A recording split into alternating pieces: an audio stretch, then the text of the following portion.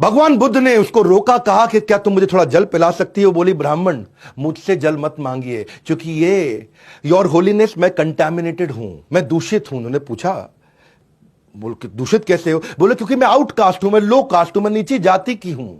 इन्होंने कहा, मैंने पानी मांगा है, तुम्हारी जाति को नहीं मांगा है, जाति नहीं पूछी तुम्हारी। वो बोले, हे ब्राह्मण, लेकिन मैं तो आउटकास्ट हूं।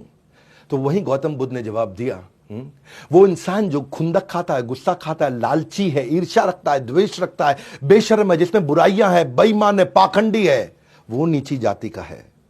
जाति जिसमें जन्म हुआ वो डिफाइन नहीं करती।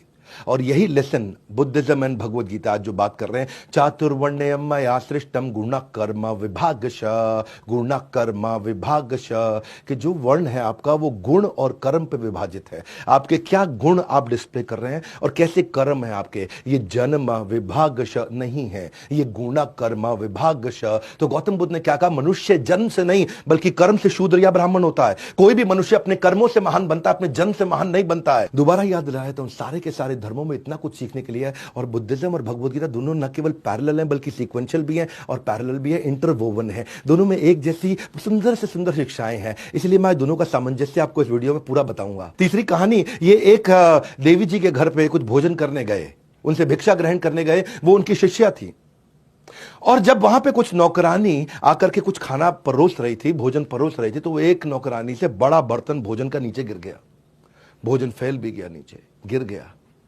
और उसने मालकिन की तरफ देखा, मालकिन मुस्कुराई, बोली कोई बात नहीं, दूसरा बर्तन ले आओ।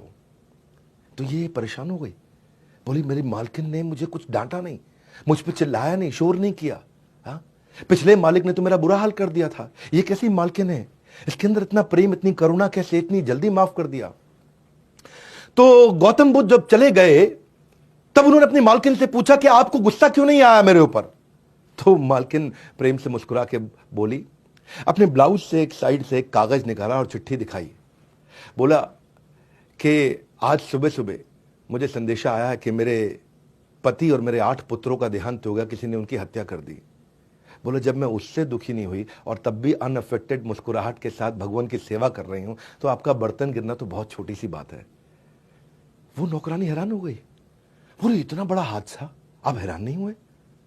वो बोली क्योंकि मैं भगवान बुद्ध की शिष्या हूं, मैं उनकी डिसाइपल हूं।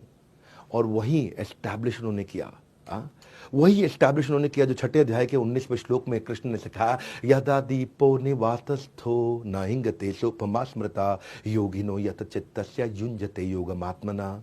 जैसे दीपक, जैसे दिया, एक विंडलेस, विंडलेस मतलब जहां हवा नहीं, निवात, जहां वात यानी वायु नहीं है, वह आराम से टिक के जलता रहता है।